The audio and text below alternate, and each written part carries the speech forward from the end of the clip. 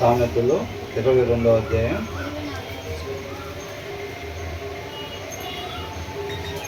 24వ వచనం నుంచి ధ్యానించుకోవాలి.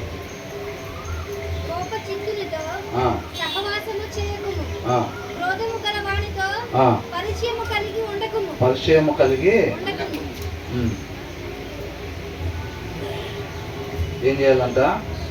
కోపచిత్తునితో సహవాసము చేయకుము అని అంటున్నారు. తర్వాత కలిగి ఉండకము అని అంటున్నాడు. ఈ 30 సామెతలు మనకు దేనికి చెప్తున్నారంట? ఈ 30 విషయాలు ఆలోచనకు సంబంధించి, జ్ఞానానికి సంబంధించి చెప్తున్నారు. అవునా? 21వ వచనంలో ఏమనుంది?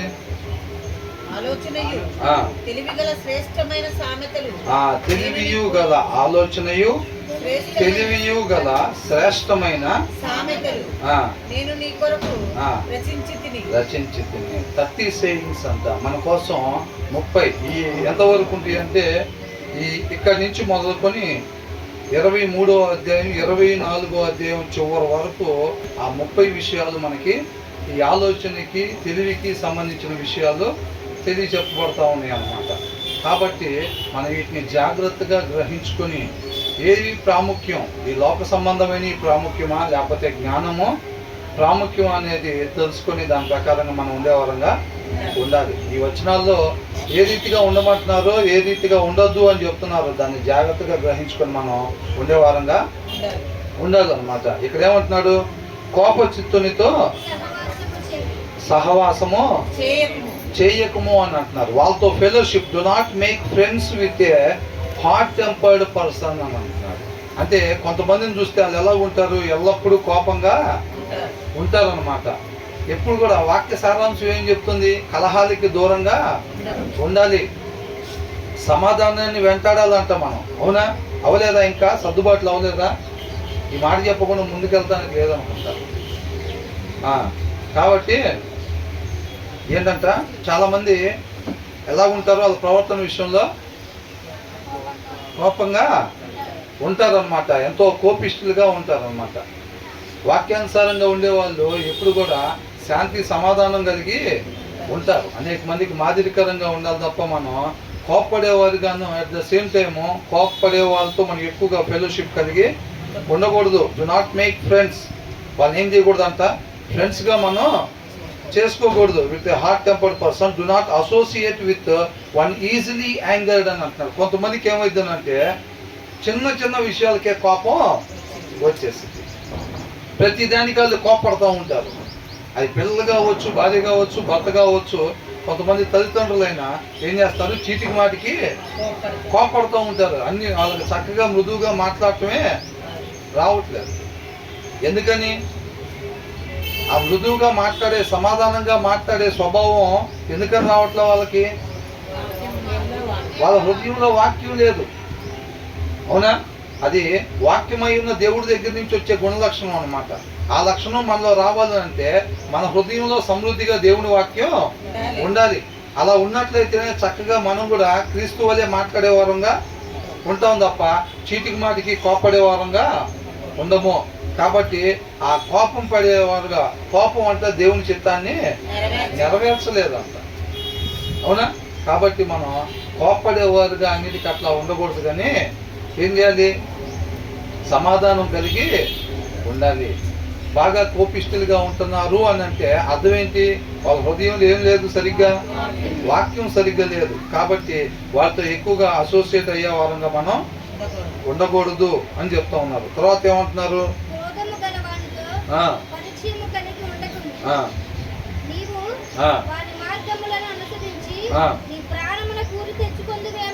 ఎందుకనంత వాళ్ళతో ఉండకూడదు?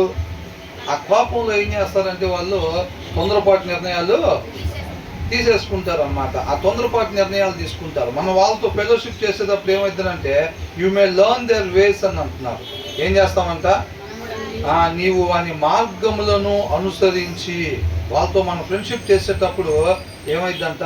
వాళ్ళతో మనం ఫ్రెండ్షిప్ చేసేటప్పుడు వాళ్ళ విధానాలని మనం కూడా నేర్చుకుంటాం అన్నమాట. అలా నేర్చుకుంటాం.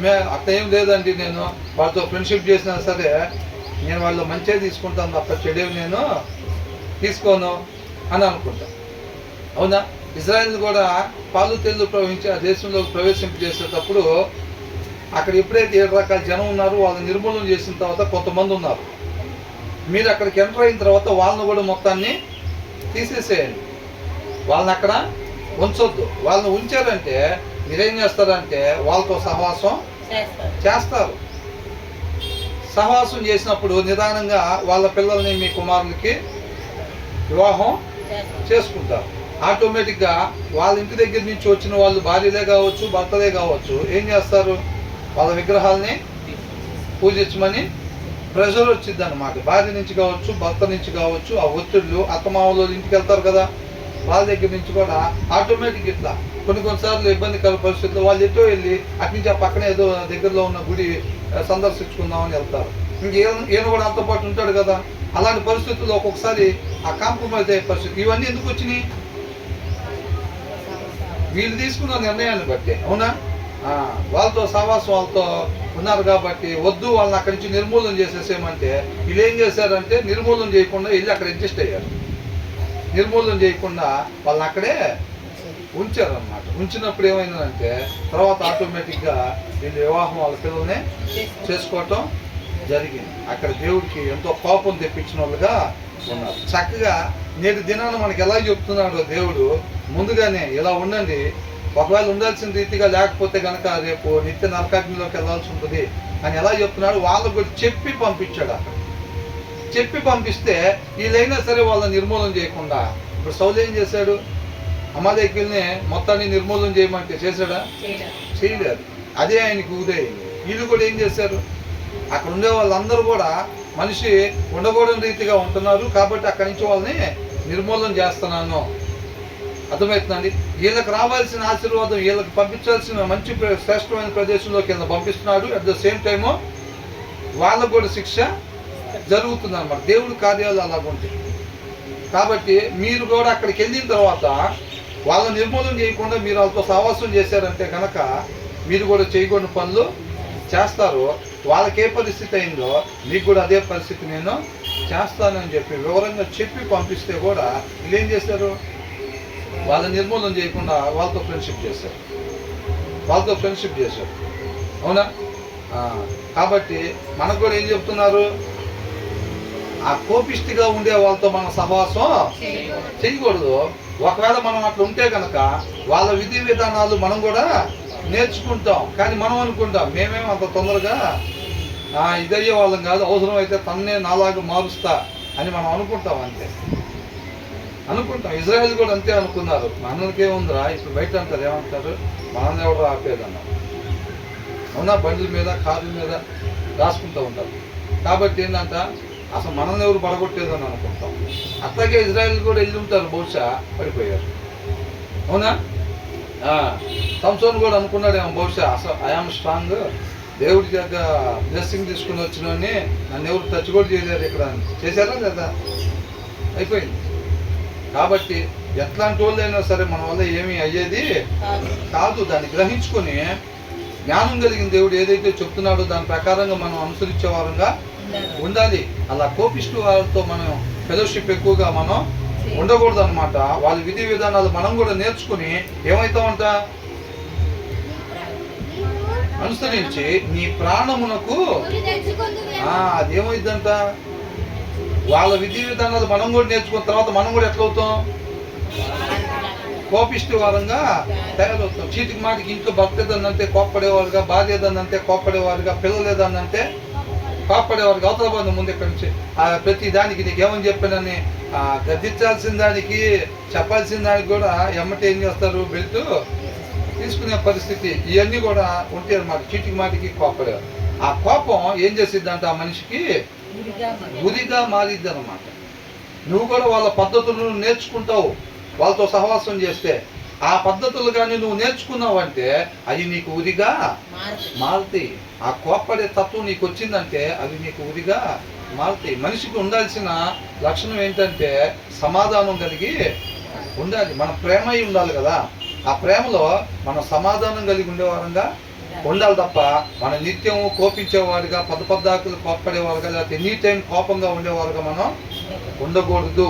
ఇవన్నీ కూడా చక్కగా ఆలోచనకి జ్ఞానానికి సంబంధించిన ఈ 30 విషయాలు మనకి తెలియపరుస్తూ ఉన్నారు. దాంట్లో ఇది కూడా ఒకటి అన్నమాట. తర్వాత ఏమంటున్నారు,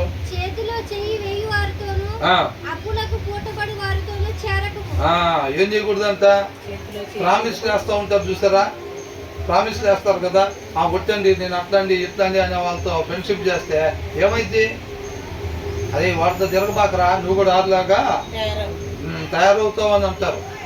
6 నెలలంట అయితే ఏమైందంట, వాడు వీళ్ళలాగా మారిపోతాడు. పిల్లలు కూడా చూడండి, ఒక్కొక్కసారి కొత్త సాహసాలు బయటికి పంపిస్తే వీడి ఇంటికి వచ్చి కొత్త మాటలు మాట్లాడుతూ ఉంటాడు, కొత్త ప్రవర్తన. అప్పుడు దాకా విధేయత చూపించేవాడు తల్లిదండ్రుల మీద కొంచెం ఏం చేస్తాడు, రివర్స్ అయ్యి మాట్లాడే పరిస్థితి ఉండిద్ది. ఉండకూడని లక్షణాలు, ఉండకూడని మాట, ఉండకూడని ప్రవర్తన వస్తూ ఉండిద్ది. ఎక్కడి నుంచి వచ్చింది, బయటకు పోయి నేర్చుకుని వస్తున్నారు. అరే ఇదేంద్రా కొత్తగా ఉంది, మనకు చూపిలేదే, మనకు తెలియలేదే. కోడి పిల్లలది తెలుసా ఒక చిన్న స్టోరీ. కోడి పిల్లలు ఎప్పుడు ఏం చేస్తూ ఉంటుంది, కోడి ఏం చేస్తూ ఉంటుంది, పిల్లల్ని పెట్టినప్పుడు కొంచెం ఇట్లా పెట్టుకుని ఉంటుంది రెక్కలో. అవునా, అమ్మో అట్లా ఉందంటేనే అది పొడిచిద్దిరా బాబు అని. అవునా కదా, పిల్లలు పెట్టిన కోడి ఇలా ఉండకుండా దానికి రెక్కలు ఏం చేస్తే ఇలా ఉంటాయి. ఇలా ఉన్నప్పుడు ఏంటి, అన్నిటిని కూడా చక్కగా రెక్కల కిందకి, ఆ పిల్లల మొత్తాన్ని కూడా రెక్కల కిందకి పెట్టుకుంటూ ఉండిద్ది, రెక్కల కిందకి పెట్టుకుంటూ ఉండిద్ది. ఈ కొంతమంది ఏమైతే కొన్ని పిల్లలు బయటకు వెళ్ళిపోతూ ఉంటాయి. ఎంతసేపు ఉన్నా కానీ ఇక్కడే ఏం చూస్తాం, ఇంకా బయట ఏదో ఉన్నట్టుకుందే, ఎదురు కనబడుతుంది అని చూస్తూ ఉంటాయి. అయ్యి ఒరే మంచిది కాదు నువ్వు పోబాక అని చెప్పి అవి లోపలికి పిలుచుకుంటూ ఉండిద్ది. అది అయినా సరే అవి కొన్నిసార్లు ఏం జరిగింది, వినకుండా బయటికి పోగానే పైన గద్ద ఎనీ టైం ఏం చేస్తూ ఉంటుంది, తిరుగుతూ ఉండిద్ది అనమాట. గద్ద తిరుగుతూ ఉండిద్ది. ఆ గద్ద ఏం చేసిద్ది, బయటికి పోయి ఎక్కడ కనపడతాయా కోడి పిల్లలు. అవునా, తల్లిదండ్రులు కాపలా లేకుండా ఎక్కడెక్కడ ఉంటారని చెప్పి చూస్తూ ఉంటాడు. పిల్లలకైనా అంతే, చెడ్డ మాటలు ఆ కుటుంబంలోకి నడిపించాలి, చెడ్డ ప్రవర్తన ఆ కుటుంబంలోకి నడిపించాలని అంటే ఆ భర్త దొరుకుతాడా, భార్య దొరుకుతుందా, లేకపోతే పిల్లలు దొరుకుతారా అని చెప్పి అపవాది ఎదురు చూస్తూ ఉంటాడు. ఆ కుటుంబంలో చీకటి పంపించాలని చెప్పి. అర్థమవుతుందండి. ఎప్పుడైతే పిల్లల్ని కొన్నిసార్లు పంపించుకునే ప్రదేశాలకు మనం పంపించినప్పుడు ఏమవుతుందంటే అక్కడ అటాక్ చేసే పరిస్థితి ఉండిద్ది అనమాట. అవి పిల్లలు ఆ మాటలు ఆ ప్రవర్తన తీసుకొని ఇంట్లోకి వచ్చేస్తూ ఉంటారు. కాబట్టి జాగ్రత్తగా ఆ కోడి ఎలాగైతే కాసుకుంటూ ఉండేదో పిల్లలను కూడా మనం అలాగా కాసుకుంటూ ఉండాలి. ఏం లేదు, వాళ్ళకి ఏదో చూడాలనిపిస్తూ ఉండేది, ఏదో ఉందనిపించింది. పిల్లలు కూడా గమనించండి, వాళ్ళు భలే ఆడుకుంటున్నారు డాడీ, వాళ్ళు 4 గంటలు ఆడుకున్నారు, నువ్వు గంట సేపు పంపించావని అంటారు. వాళ్ళు అటు అటు ఆడుకొని అటు కాలువకి వెళ్తారు ఈత నేర్చుకోవటానికి. అవునా, అసలు వాళ్ళు నిన్న స్విమ్మింగ్కి వెళ్ళారండి, డాడీ భలే ఎంజాయ్ చేశారంట వాళ్ళు. ఇవాళ క్రికెట్ ఆడుకోవటానికి వెళ్తే చెప్పారు, నువ్వు క్రికెట్ ఆడుకొని పిలిచేసావు ఇంటికి. వాళ్ళు స్విమ్మింగ్కి వెళ్ళారంట, సూపర్గా ఎంజాయ్ చేశారంట. వాళ్ళు మాట్లాడుకుంటుంటే విన్నా నేను. అరే నువ్వు కూడా రావాల్సిందిరా, అదిరిపోయిందిరా అని చెప్పాడు అది అని అంటాడు. అయినా నువ్వు అసలు వెళ్ళొద్దు, అది మంచిది కాదు, అక్కడ కాదు స్విమ్మింగ్ నేర్చుకునేది, అక్కడ ఎంత లోతుందో తెలియదు ఒక్కొక్క చోట, అది ఇదని చెప్పినా కానీ. అయితే మా డాడీకి ఇష్టం లేదనమాట అక్కడికి వెళ్తాం. కాకి వీళ్ళు సూపర్గా ఎంజాయ్ చేసామంటున్నారు, మా డాడీకి చెప్పకుండా వెళ్ళి రావాలి, అడిగితే క్రికెటే ఆడుకొని వచ్చానని చెప్పాలి. ఇలాంటివన్నీ వస్తాయి అన్నమాట పిల్లలు. మనం ఎంతమంది వింటున్నామండి, పిల్లలు కాలువలకని వెళ్ళి 2 కొట్టుకుపోయారు, 3 కొట్టుకుపోయారు, 4 కొట్టుకుపోయారు అని వింటున్నామా లేదా? కాబట్టి వీళ్ళు కూడా ఏం చేస్తారు, ఆ కోడి పిల్ల కూడా పొద్దుగూకులు మమ్మీ ఇటే లాగిద్ది, పొద్దుగూకులు డాడీ అడిపోవద్దు ఇటుపోవద్దు అని అంటారండి. ఆ కోడి పిల్ల ఏం చేసిద్ది, ఒక్కోసారి బయటకు వెళ్ళంగానే ఆ గద్ద ఏం చేసిద్ది, అమాంతంగా వచ్చి స్పీడ్గా వచ్చేసి పట్టుకొని, సెక్యూరిటీ లేకపోతే అంతే కదా, పట్టుకొని వెళ్ళిపోతూ ఉంటుంది. కాళ్ళతో పట్టుకొని వెళ్ళిపోతుంటే ఆ కోడి పిల్ల అనుకునేది, అబ్బా అసలు ఇంత ఉందా లోకం, మా మమ్మీ ఎప్పుడు చూపించదు, ఆ కొద్దిగే చూపించింది మా మమ్మీ.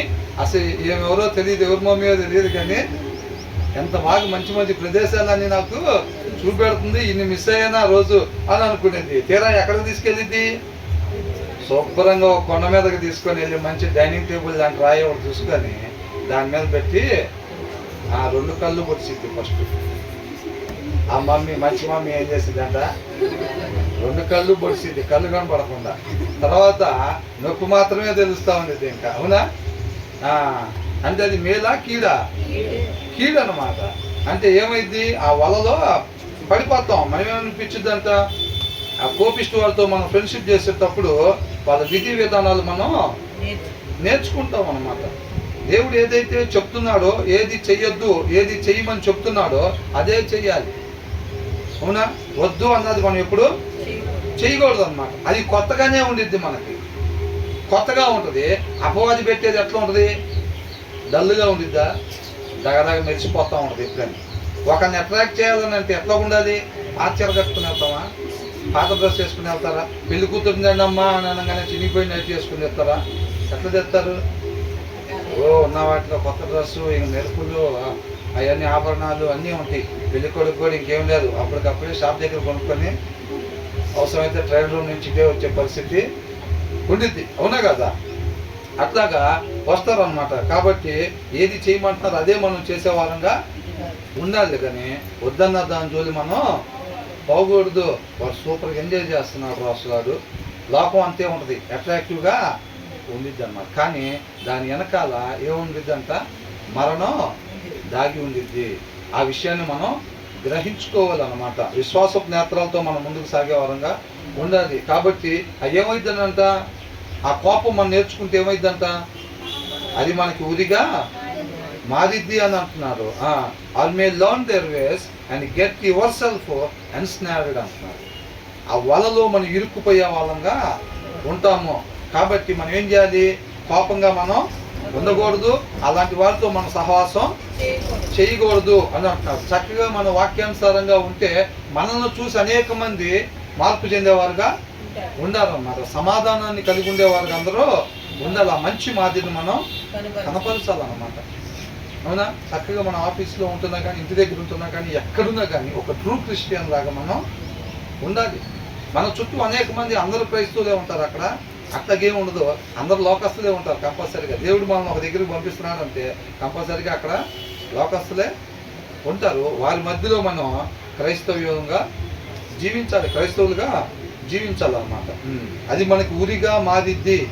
మనకు స్టార్టింగ్లో తెలియదు, అది తర్వాత ఉరిగా మారిద్ది అన్నమాట. ఒక ముందుండే మార్గం అంట వాడికి ఎట్లా ఉండిద్దంట, అది సరైనదిగా ఉండిద్దంట. కాకపోతే దాని ముగింపు ఎలా ఉండిద్దంట, మరణానికి దారి తీసింది. అర్థమవుతుందండి? కాబట్టి మన జ్ఞానం మీద, మన తెలివి మీద ఎప్పుడు కూడా ఆధారపడకూడదు. దేవుడి జ్ఞానాన్ని, దేవుడి వివేకాన్ని పొందుకున్నట్లయితే కనుక అది మనకి నిత్య జీవాన్ని నడిపించేదిగా ఉండిద్ది. తర్వాత ఏమంటున్నారు? చేతిలో చెయ్యేసే వారితో,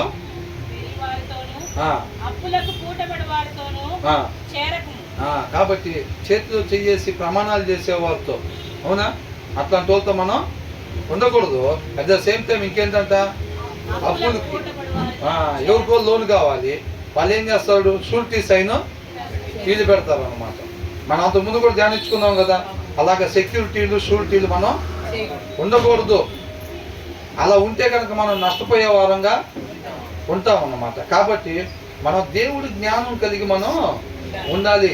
ఇవన్నీ కూడా తెలియాలి. ఎవరితో ఉండాలి, ఎంత సమయం ఉండాలి ఆ ప్రదేశంలో. ఇప్పుడు ఎవరో ఫ్రెండ్స్ దగ్గరికి వెళ్ళామో, ఆ ఫ్రెండ్స్ దగ్గరికి వెళ్ళామా, లేకపోతే ఏదన్నా వేరే కుటుంబస్తుల దగ్గరికి వెళ్ళామా, ఎంత సమయం ఉండాలి, ఏం మాట్లాడాలి, ఎలా ప్రవర్తించాలి, ఇవన్నీ కూడా ఆ దేవుడి జ్ఞానము, వివేకం ఉంటేనే సాధ్యపడింది.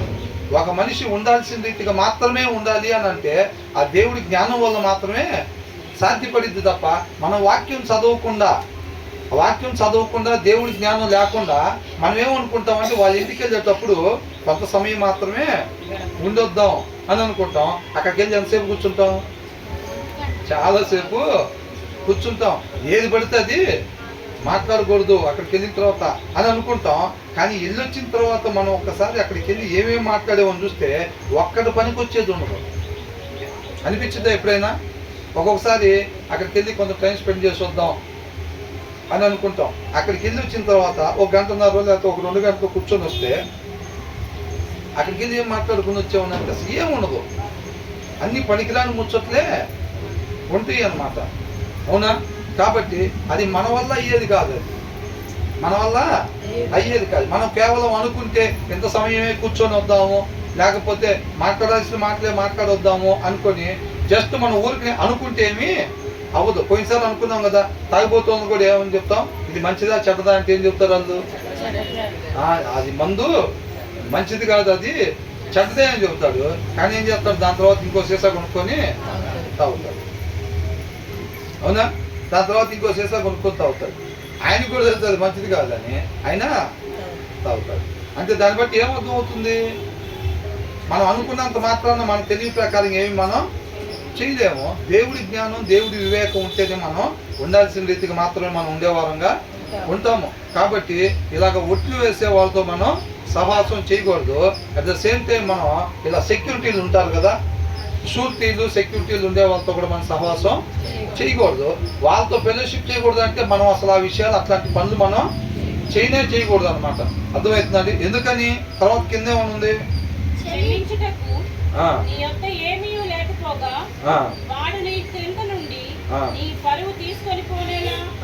ఏంటంట, నీ పరుపు తీసుకొని పోనేలా అని అంటున్నాడు.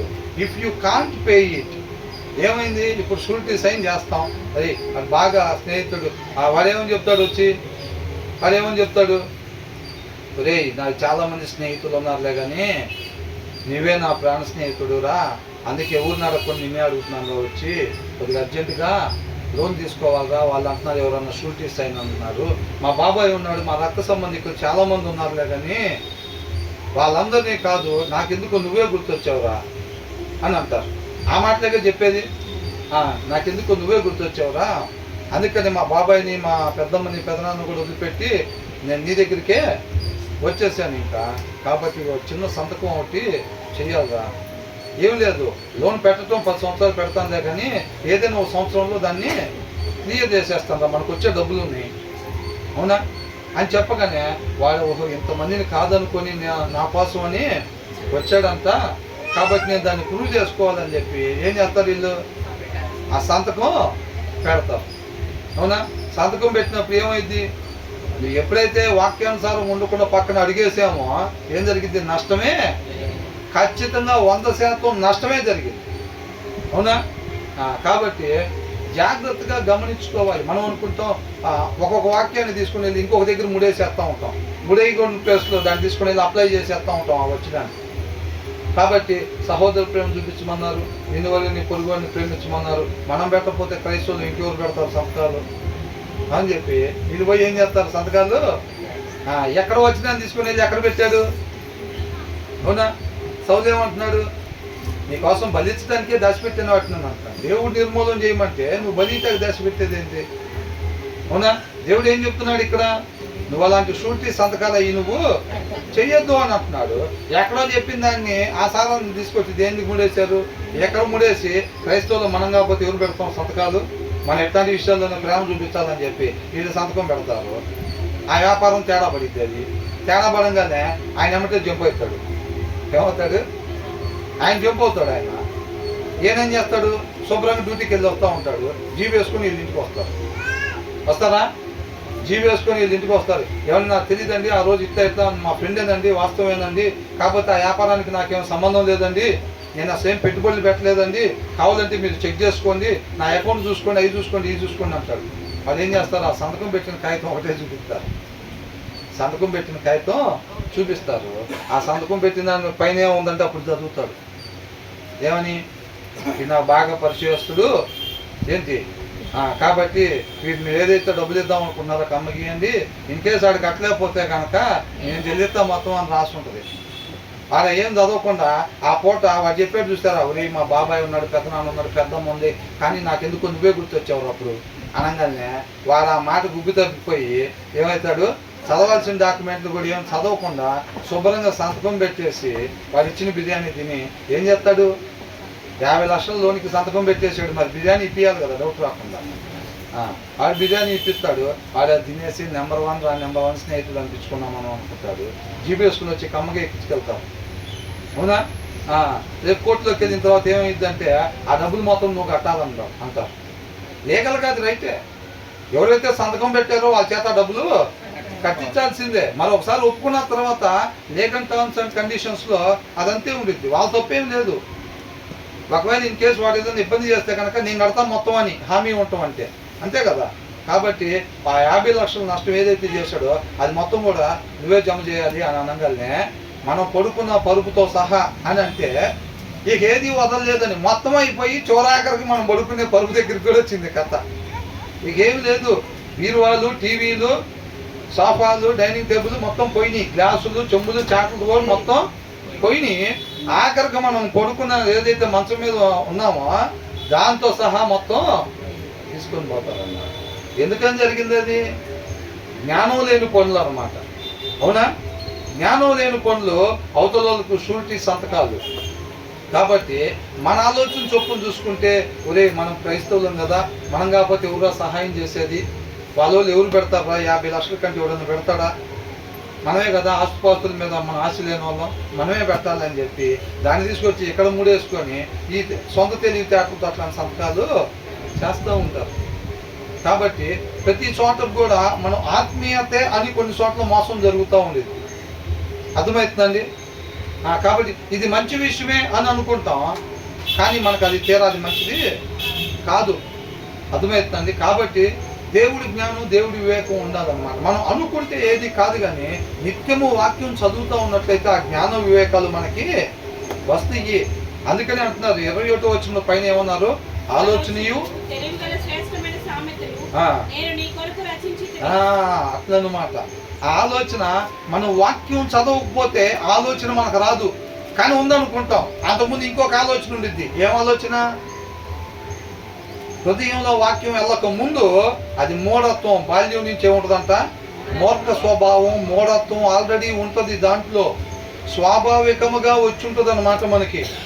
అర్థమైందండి? వాక్యం లేకపోతే అదేమి ఖాళీగా ఉండదు హృదయం. దాంట్లో ఆల్రెడీ ఏముంటుంది? మనం ఉండకూడని రీతిగా మనల్ని ఉండేటట్టు నడిపించే మూర్ఖత్వం దాంట్లో ఉంటుంది అన్నమాట ఆల్రెడీ. అర్థమవుతుందండి? కాబట్టి మన వాక్యం చదవకుండా నేను మంచిగానే ఉండాలి అని అనుకుంటాం, ఆల్రెడీ దాన్ని చెడ్డగా నడిపించే ఆలోచన దాంట్లో స్వాభావికంగా ఉండిద్ది అన్నమాట అందరికి. దాన్ని జ్ఞాపకం పెట్టుకోవాలి. మన వాక్యం చదవకపోతే నువ్వు అక్కడ మంచి మాట్లాడదామని వెళ్ళి పనికిరాని మాటలు మాట్లాడి వస్తావు. కొంత సమయం మంచిగా ఉందామని వెళ్ళి పనికిరాకుండా ఎక్కువ సమయం అక్కడ గడుపుతాం. మంచిగా ప్రవర్తిద్దామని వెళ్తాం, మనకే తెలియకుండా ప్రవర్తించకూడని రీతిగా మనం అక్కడ ప్రవర్తిస్తూ ఉంటాం. ఎందుకని? మనలో ఏం లేదు, లోక జ్ఞానం ఉంది. మనలో ఏముంది? లోక జ్ఞానం ఉంది, దేవుడి జ్ఞానం లేదు. అది వాక్యం చదువుతుంటే వచ్చింది అనమాట. వాక్యం చదువుతుంటే లోక జ్ఞానం పోయి ఏమొచ్చింది? దేవుడి జ్ఞానం వచ్చింది. చక్కగా ఆయన జ్ఞానము, ఆయన ఆలోచన, ఆయన తెలివి మనం పొందుకుంటాము. మనకి తెలియదండి, అది కనపడేది కాదు. మనకున్న ధైర్యం ఏంటంటే నా హృదయం ఆయన మాటతో నింపబడి ఉంది కాబట్టి నేను చక్కగా చేయాల్సింది మాత్రమే నేను చేస్తాను. నా డ్రైవింగ్ సీట్లో ఆయన కూర్చొని ఉన్నాడు కాబట్టి నేను చక్కగా ఉండాల్సిన రీతిగానే నేను ఉంటాను. అదే నా ధైర్యం అనేటట్టుగా ఉండాలి తప్ప మన వాక్యం చదవకుండా నేను మాత్రం వాక్యానుసారంగానే ఉంటాను అని అంటే మనం అనుకుంటాంలే, కానీ అక్కడ చేసేది మాత్రం వేరేది ఉండిద్ది అనమాట. కాబట్టి వాక్యాన్ని బాగా చదవాలి, దాని ప్రకారంగా మనం ఉండేవారంగా ఉండాలి. అంతే తప్ప క్వశ్చన్స్ ఇంకేమి మనం వేసుకునే వారంగా ఉండకూడదు. ఆ తర్వాత ఏమంటున్నారు?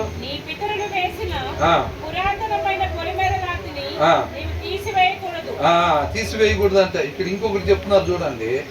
మన పితరులు వేసినంత పురాతనమైన పొలిమేర రాయండి. బౌండరీ అంటే మనకు హద్దులు వేస్తారు కదా, అది పొలానికి కావచ్చు, స్థలానికి కావచ్చు, దేనికైనా కానీ హద్దులు వేస్తారు కదండి. మనం ఆ హద్దు రాయిని ఎందుకు జరుపుతాం? దోచుకోవటానికి, అన్యాయం చేయటానికి, అవతలని మోసం చేయటానికి. మనం బాగుండాలి, వాళ్ళు పాడైపోవాలి అన్న ఉద్దేశం, లోక స్వభావం అన్నమాట. ఎవరు జరుపుతారు అట్లాంటి? దేవుడి జ్ఞానం లేని వాళ్ళు. అవునా? ఆ మూర్ఖత్వం, అంతకు ముందున్న స్వాభావికంగా వచ్చిన మూర్ఖత్వం ఉన్న వాళ్ళు, దేవుని వాక్యం లేని వాళ్ళు ఏం చేస్తారంట? ఆ రాయిని పక్కకి జరుపుతారు. ఇప్పుడు ఈ చివరున్న రాయి అటు జరిపి ఆ చివరున్న రాయి కూడా కొద్దిగా జరిపామనుకోండి, ఎంత స్థలం కలిసి వచ్చింది మధ్యలో. అవునా? అట్లాగనమాట ఎదుటి వాళ్ళకి అన్యాయం చేయటానికి. హృదయంలో వాక్యం లేని వాళ్ళు చేసే పనులు అనమాట. వాళ్ళు క్రైస్తవులే ఉండొచ్చు కాక, ఎంతోమంది బయట దారుణాలు చేస్తూ ఉంటారండి క్రైస్తవులు అని చెప్పుకుంటా కూడా. అవునా? మోసాలు చేస్తూ ఉంటారు. వాళ్ళందరూ ఎవరంటే ఆదివారం ఆరాధనకు పోతారు, కంపల్సరీగా వెళ్తారు. చర్చి కాదు, ఎవరు వెళ్ళినా వెళ్ళకపోయినా ఈ తప్పులు చేసే వాళ్ళు కంపల్సరీగా వెళ్తారు. ఎందుకని? దేవుడు దాన్ని బట్టి ఈ చూసి చూడనట్టుకుంటారని. ఈ వారం మొత్తం చేసి అవినీతి ఉంటుంది చూసారా, వాటిని చూసి చూడనట్టుకుంటాడని చెప్పి ఏం చేస్తారు, ఆదివారం చర్చికి మాత్రం వెళ్తారు. దేనికి? ఆ హృదయానికి భద్రంగా తలుపులు వేసుకొని తాళం వేసి ఒక్క మాట కూడా అక్కడ చెప్పబడే మాట ఒక్కటి కూడా హృదయంలోకి పోకుండా అన్ని రకాలుగా దానికి సెక్యూరిటీ చేసి అప్పుడు చర్చికి వెళ్తారు. అప్పుడు చర్చికి వెళ్తారు. అర్థమవుతుందండి? ఆ సారాంశం ఏమి వాళ్ళు తీసుకోరు. వాళ్ళు ఏ ఉద్దేశంతో వెళ్ళారు అక్కడికి? అర్థం దగ్గరికి, వాక్యం అనే అర్థం దగ్గరికి ఏ ఉద్దేశంతో వెళ్ళారు? నేను అక్కడికి వెళ్తే ఇక్కడున్న అన్యాయం మొత్తం కూడా దేవుడు చూడకుండా ఉంటాడన్న దురుద్దేశంతో చర్చికి వెళ్ళారు వాళ్ళు. అవునా? బయట వాళ్ళు నేను భక్తులు కాదనుకుంటారేమో అని చెప్పి చర్చికి వెళ్తాం. మనం ఏ ఉద్దేశంతో వస్తున్నాం ఇక్కడికి? అవునా? ఆ వాక్య సారాంశం సత్యం. ఆ సత్యం నన్ను స్వతంత్రునిగా చేసిద్ది. నేను మరణానికి గురై ఉన్నాను, దాని నుంచి నన్ను స్వతంత్రునిగా చేయాలంటే ఆ వాక్య సారాంశమే కావాలి. కాబట్టి దానికోసమే దున్నబడి నేలలాగా హృదయాన్ని సిద్ధపాటు చేసుకుని వస్తున్నారు. ఇది చూడాలండి, ఇది చూడాలి. అర్థమవుతుందండి? ఏంటంట? సిద్ధపాటు కలిగి రావాలి అనేది దానికోసం. అవునా? ఇప్పుడు అక్కడ అర్థం పెట్టుంది, అర్థం దగ్గరికి వెళ్ళేటప్పుడు ఏ ఉద్దేశంతో వెళ్ళాలంట? ఇక్కడ కొద్దిగా మసి, ఇక్కడ కొద్దిగా అట్లా ఉండాలి మొహం, అవి లేకుండా ఉండాలన్నమాట. అవునా?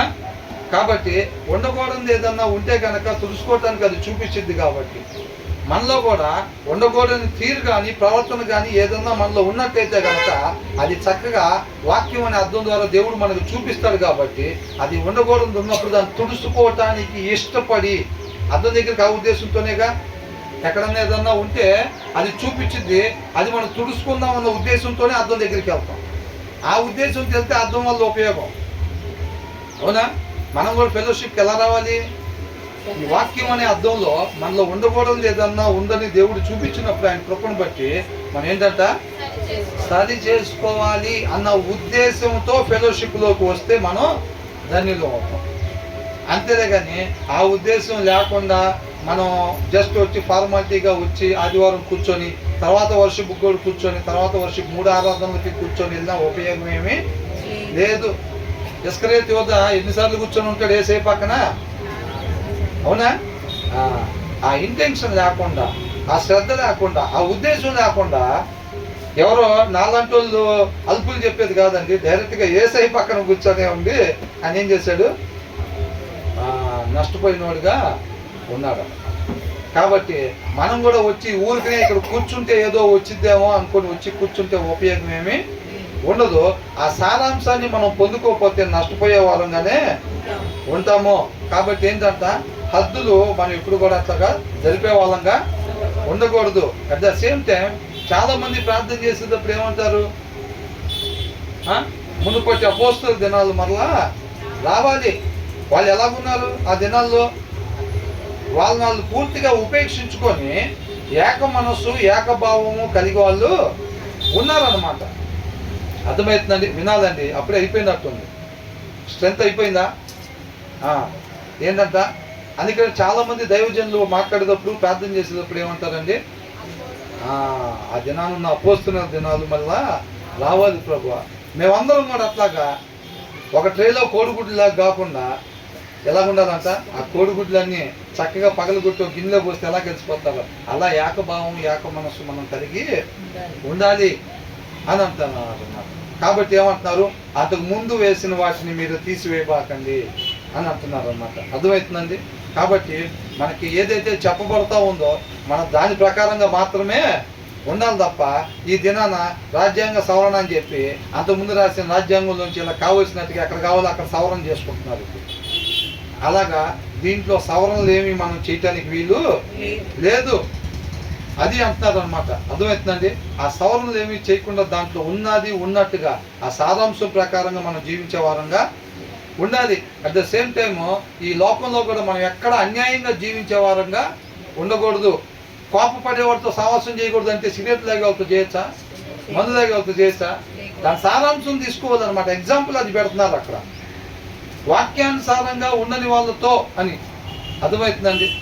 ఇంకో మాట కూడా రాస్తుంది ఏమనంట, అవివేకుల దగ్గర మీరు సమయాన్ని గడపద్దు, వాళ్ళ నోటి దగ్గర మీకు ఏ జ్ఞానమో దొరకదు అని అంటున్నారు. అర్థమవుతుందా? కాబట్టి మనం అక్కడ ఇక్కడ కూర్చొని టైం వేస్ట్ మాటలు ముచ్చట్లు చెప్పుకునే వాళ్ళంగా సమయాన్ని వ్యర్థం చేసే వాళ్ళంగా మనం ఉండకూడదు. సమయాన్ని మనం సద్వినియోగం చేసుకునే వారంగా ఉండాలన్నమాట.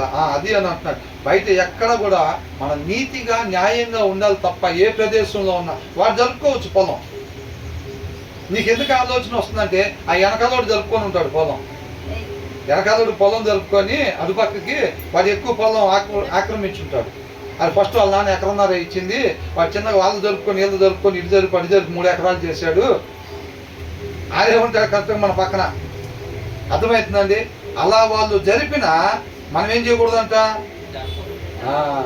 మనకి 4 దిక్కులా ఉన్న వాళ్ళు అటు పక్కన ఉన్న వాళ్ళతో పొలం కలుపుకున్నా సరే జరిపి అన్యాయం చేసినా మనం మాత్రం న్యాయంగానే నీతిగానే ఉండాలి. అది ఎలా కనపడిద్ది అంటే అక్కడ పొలం జరిపినప్పుడు వాళ్ళు అన్యాయంగా సంపాదించి ఎకరన్నర ఉండాల్సింది 3 ఎకరాలు అయితేనే కానీ రేపు దాని వెనకాల ఏం దాగుంటుంది? మరణం దాగి ఉండిద్ది అనమాట. దాని వెనకాల ఏం దాగుంటుంది? మరణం దాగి ఉండిద్ది. 3 ఎకరాలు అమ్మొచ్చు, 3 ఎకరాల డబ్బులు వస్తాయి. అవి మొత్తం ఏం తీసుకొచ్చిద్ది? మరణాన్ని తీసుకొచ్చిద్ది అనమాట. అర్థమవుతుందండి? ఆకానికి ఏం తీసుకొచ్చింది? ఆ విలువైన వస్త్రాలు పట్టుకొని వచ్చినప్పుడు ఏం తీసుకొచ్చినాయి? మరణాన్ని తీసుకొచ్చింది. బిలాంకి ఏం తీసుకొచ్చింది? ఆ ఆశ. అవునా? ఆ మరణాన్ని. ఇవన్నీ కూడా మన కంటికి కనిపించే దాన్ని బట్టి కాదండి. మన విశ్వాసంతో జీవించాలి. విశ్వాసంతో జీవించాలి. ఈ లోకంలో ఉండేది మొత్తం ఇలాగే ఉంటుంది. మనం అనుకున్నాం కదా ఏమని? వాక్యంలో ఎలాగ ఉండొద్దు అని చెప్తున్నారో లోకం ఖచ్చితంగా అలాగే ఉండిద్ది. మన చుట్టుపక్కల ఉన్న వాళ్ళు అలాగే ఉంటారు. వాళ్ళు కోప్పడేవారుగానే ఉంటారు, వాళ్ళు ఒట్లేసేవారుగానే ఉంటారు, వాళ్ళు షూరిటీ సంతకాలు పెట్టేవారుగానే ఉంటారు, వాళ్ళు హద్దులు జరుపుకొని ఆస్తులు సంపాదించుకునేవారుగానే ఉంటారు. మన చుట్టూ ఇలాగే ఉంటారులే కానీ మనం మాత్రం కోప్పడేవారంగా మనం ఉండకూడదు, ఒట్లేసేవారంగా ఉండకూడదు, షూరిటీ సంతకాలు పెట్టేవారంగా ఉండకూడదు. ఈ అన్యాయంగా మిగతా వాళ్ళది దోపిడీ చేసుకొని సంపాదించాలనే ఆలోచనలు ఉండకూడదు. అర్థమవుతుందండి? వాక్యం అలాగే చెప్పిద్దిలే. ఆ దినాల్లో రాసిన వాక్యం కదా ఇది, అందుకని అలాగుంది. ఇప్పుడంతా అప్డేటెడ్, మనం కొన్ని సవరణలో చేసుకోవచ్చు. అది ఇది ఆ దినానోళ్ళకి రాశాడా దేవుడు? ఆ దినానోళ్ళకి రాశాడా? ఈ దినానోళ్ళకి కూడా రాశాడా? ఈ దినానోళ్ళ కోసం కూడా రాశాడు. ఆయన నిన్న నేడు ఏకరీతిగా ఉంటాడు. ఆయన నిత్య సజీవుడు అన్నమాట. అర్థమవుతుందండి? వాక్యము జీవము కలిగినది కాబట్టి ఇది ఆ దినాన రాశారు, దీన్ని అప్డేట్ చేయాలి, అప్డేట్లు ఏమీ ఉండవు. కాబట్టి చక్కగా దీంట్లో ఏదైతే రాయబడిందో దాని ప్రకారంగానే ఉండాలి తప్ప మనం సవరణలు చేసుకునే వారంగా మనం ఉండకూడదు. తర్వాత ఏమంటున్నారు?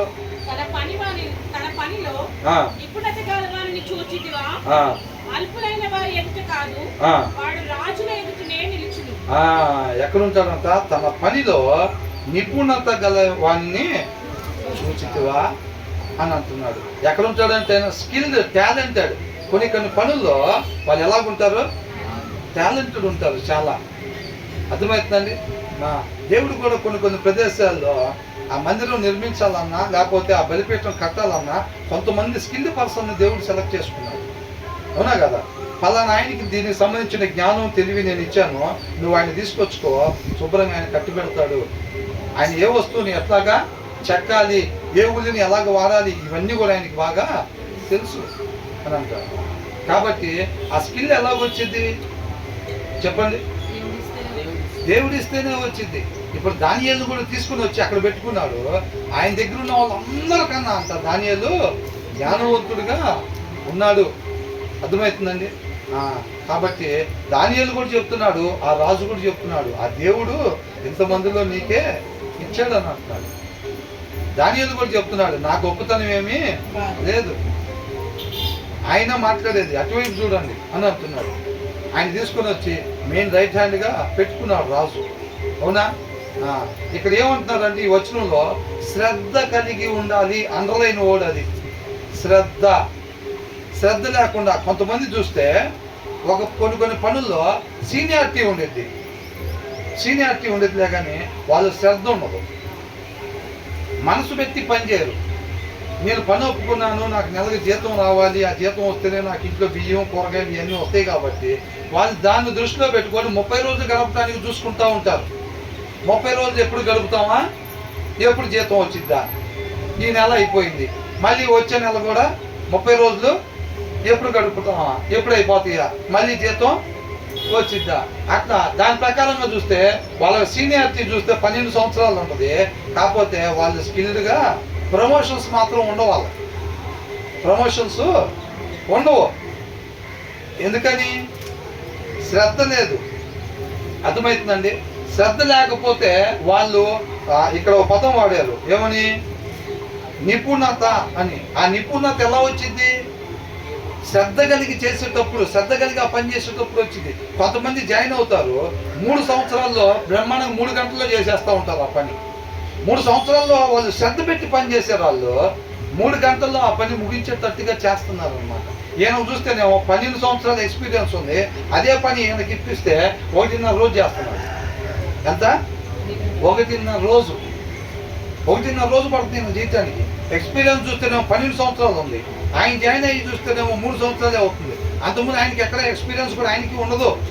కానీ 3 సంవత్సరాల్లో ఆయనకి ఇచ్చిన పని ఈయనకి ఇస్తే ఎన్ని గంటల్లో పూర్తి చేస్తున్నాడంట? 3 గంటల్లో పూర్తి చేస్తున్నాడు చక్కగా. ప్రమోషన్ ఎవరికి ఇస్తారు? 1.5 రోజు చేసే వాళ్ళ వల్ల కంపెనీకి లాభం ఉండిద్దా, ఈయన వల్ల వచ్చిద్దా? ఈయన వల్ల లాభం వచ్చింది కాబట్టి ప్రమోషన్ ఈయనకి ఇస్తారు. ఇట్లాంటి వాళ్ళు లీడర్షిప్ చేస్తే ఈయన కింద ఉండే 15 మందిని లేదా ఈయన కింద ఉండే 50 మందిని కూడా ఈయన ఆయనకి లాగా తయారు చేస్తాడన్నమాట. అవునా?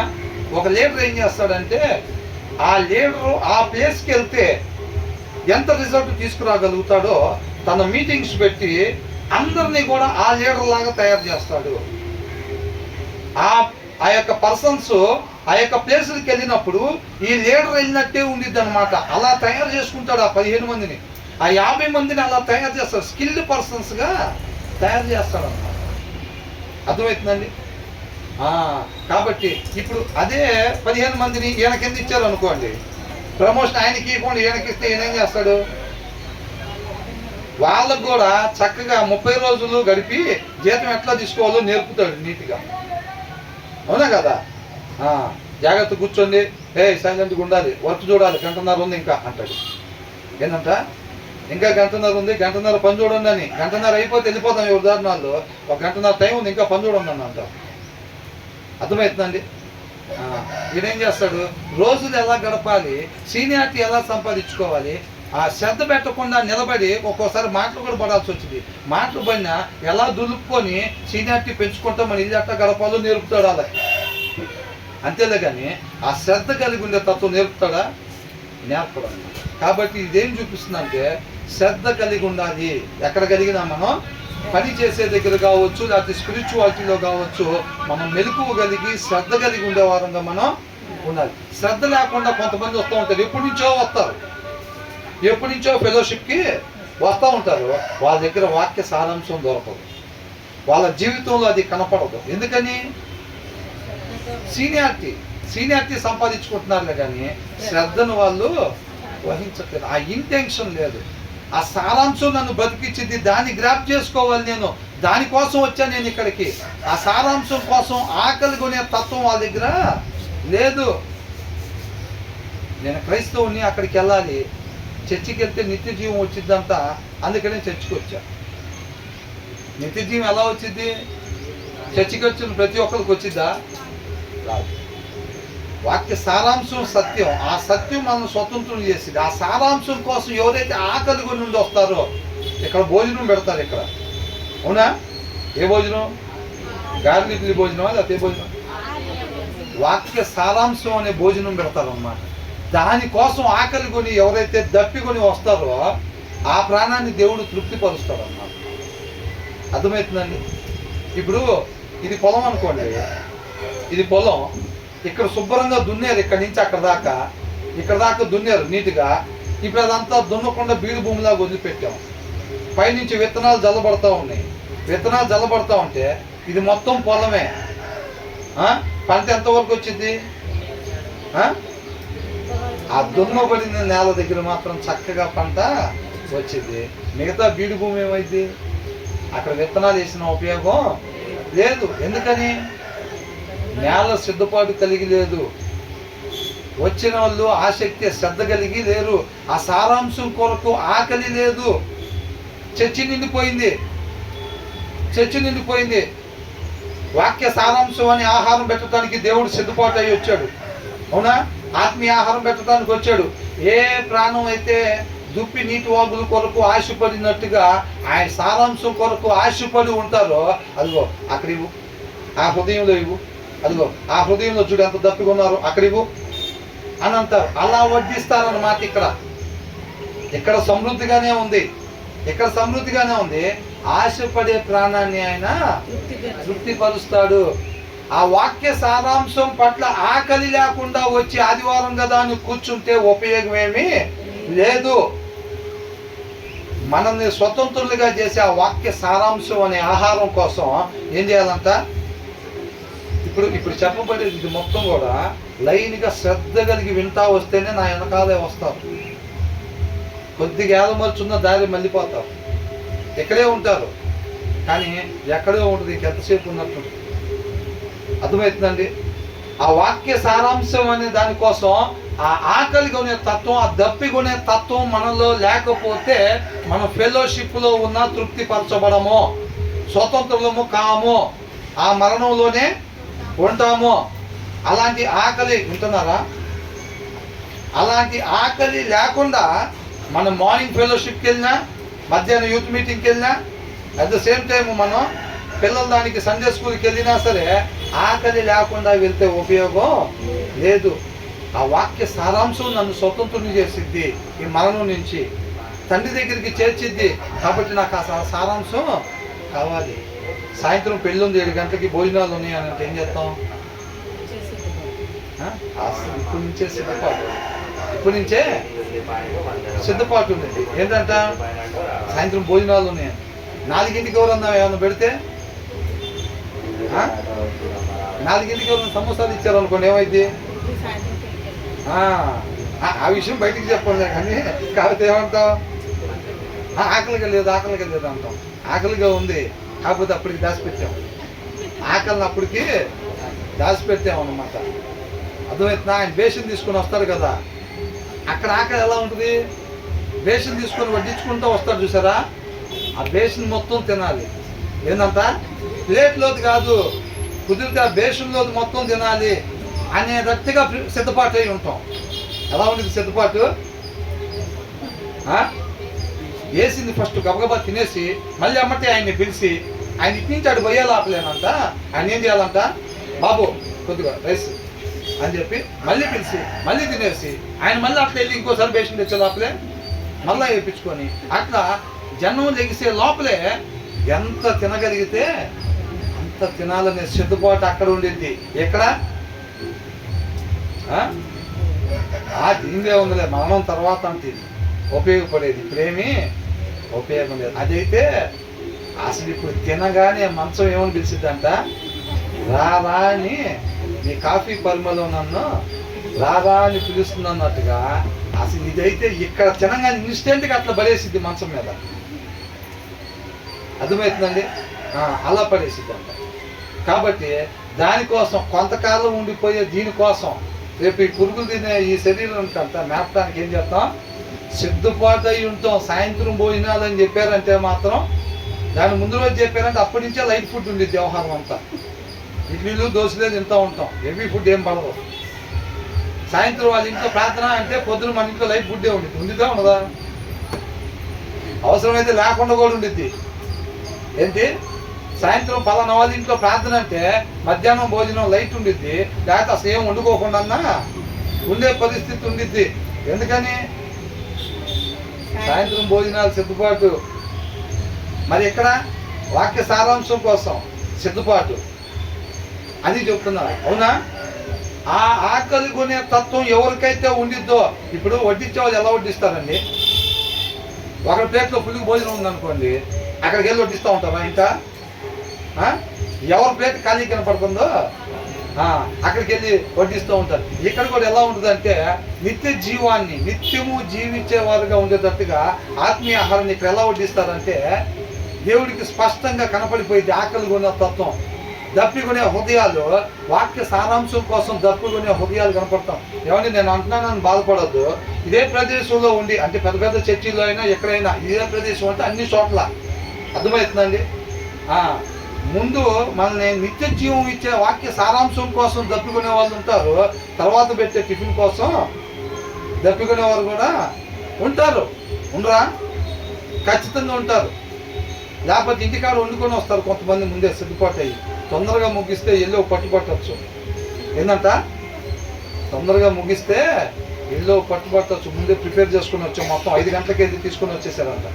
5 గంటలకి వెళ్ళి తీసుకుని వస్తే వెంబడే నీట్గా సిద్ధపాటు చేసేసుకొని 9ంటికి అది ఫెలోషిప్ వచ్చేసేస్తే ఇది అయిపోగానే వెళ్ళి దాని సంగతి చూడవచ్చు. బ్రదర్లు చెప్తా ఉంటారు కదా, 2 వ్యక్తులు ఉన్నారు, ఒక ఆయన పనికి పోయాడు, ఒక ఆయన ఇక్కడ ఉన్నాడంట. ఆయనకి పనికి పోయినా సరే ఈ పాటికి ఆరాధన జరుగుతూ ఉంటుంది, ఈ పాటికి ఎట్లా ఉంటుంది అని చెప్పి అనుకుంటా ఉంటాడు. ఆయన ధ్యాస అంతా ఇక్కడే ఉంది.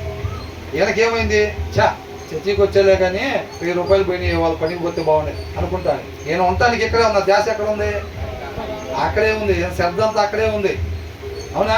కొంతమందికి రావటం ఎక్కడికి వస్తారు, అంతా ఎక్కడ ఉంటుంది శ్రద్ధ అంతా? అవునా? ఆ కోతి గుండెకాయ చెట్టుకాడ వదిలిపెట్టి వచ్చినట్టుగా మన వాళ్ళు శ్రద్ధ అంతా వండుకున్న కూర దగ్గర వదిలిపెట్టి వస్తారు, ఆ దేశాలకి కాపలా పెట్టి వస్తారు. శ్రద్ధని ఆ దేశాలకి కాపలా పెట్టి వస్తారు, ఇక్కడికి వచ్చి ఇక్కడ కూర్చుంటారు అంతే. ఇంటెన్షన్ అంతా ఎక్కడ ఉండిద్ది? ఈ బాడికల్లి 40% వేడి తగ్గిపోయి ఉంది, మళ్ళీ వేడి పెట్టుకోవాలనుకుంటా, అది అనుకుంటా, ఇది అనుకుంటా అని అనుకుంటూ ఉంటారు. అవునా? ఇక ఇంటికి వెళ్ళిపోగానే గబగబా వదిలిపెట్టగానే స్పీడ్గా వెళ్ళిపోతారు ఇంటికి. వెళ్ళిపోయి దాని సంగతి తెలిసిందాక మనకి. అందుకనే చూడండి, క్రైస్తవులు ఎక్కడైనా సరే ఎక్కువ శాతం, అందరు కాదండి, సాయంత్రం 4-5 తర్వాతే బయట కనపడతారు మళ్ళీ. ఎందుకని?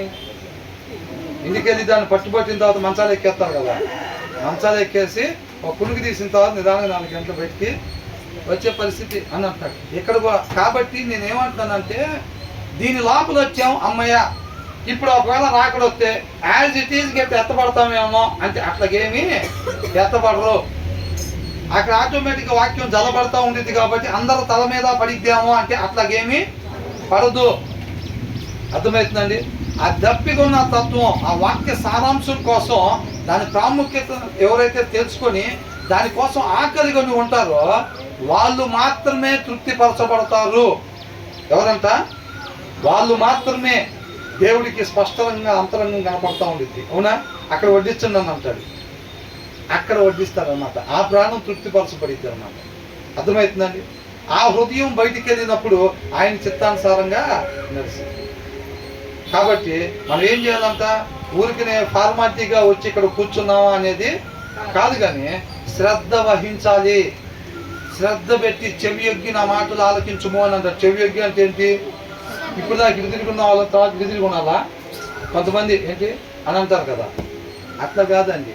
ఆ చెప్పిన దాన్ని చేసేటట్టుగా ఆ శ్రద్ధ, ఆ జాగ్రత్త, ఆ చెప్పబడే దాని యొక్క ప్రాముఖ్యతను గ్రహించుకొని, అర్థమవుతుందండి?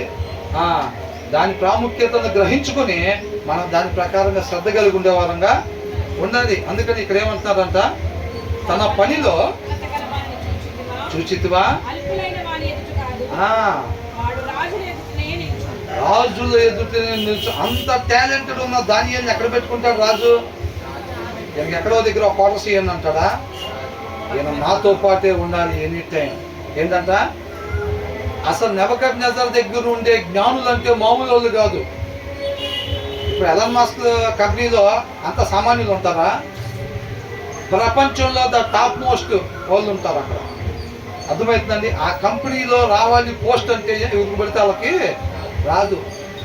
వాళ్ళు ప్రపంచం మొత్తాన్ని జల్లిదేస్తూ ఉంటారు. వాళ్ళ సెలక్షన్ అలా ఉండిద్ది అనమాట. ఫలానా యూనివర్సిటీలో సీట్ రావాలి అని అంటే ఇంత పర్సంటేజ్ ఉండాలంటారు. ఓవరాల్ స్టేట్ మొత్తం, ఓవరాల్ కంట్రీ మొత్తం పెడతారు ఆ ఎగ్జామ్స్. ఆ జల్లిడేయటం అనమాట ఎగ్జామ్స్ అంటే. అర్థమవుతుందండి?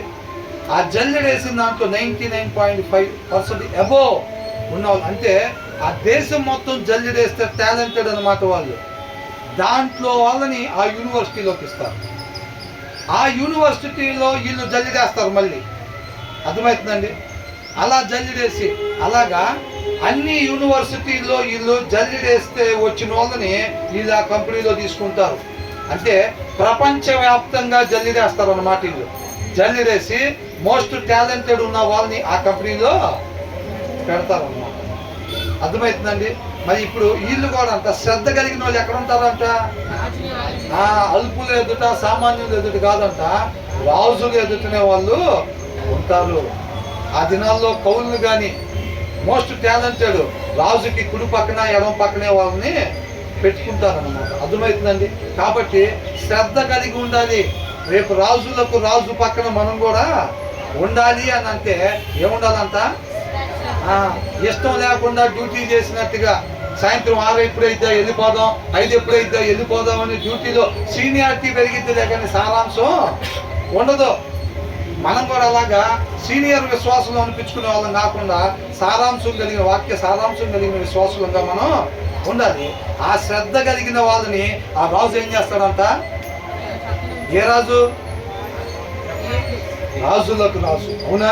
ఆయన శ్రద్ధ కలిగిన వారిని తీసుకొని ఆయన దగ్గర పెట్టుకుంటాడన్నమాట. శ్రద్ధ లేకుండా క్రైస్తవుడైనా సరే, 3 ఆరాధనలకు వెళ్ళినా సరే, అవునా, క్రమం తప్పకుండా వచ్చినా సరే, వాక్య సారాంశం కోసం ఆకలి లేకుండా ఫెలోషిప్కి వస్తే ఉపయోగమేమీ లేదు. ఇంటి దగ్గర ఉండే వాళ్ళు మనం ఇద్దరం కూడా సమానమే. దాన్ని సిద్ధపాటు అంటారన్నమాట. సిద్ధపాటు అయి రావాలి అని అంటే దాన్ని సిద్ధపాటు అని మనం చెప్తా ఉన్నాం. అర్థమవుతుందండి. కాబట్టి ఈ చెప్పబడిన మాటలు ఏదైతే ఉన్నాయో అవన్నీ కూడా మనం జాగ్రత్తగా గమనించుకొని దాని ప్రకారంగా మనం వాక్య సారాంశం ప్రకారం మాత్రమే మనం ఉండేవారంగా ఉండాలి. దేవుడికి మహిమ కలుగుతాం.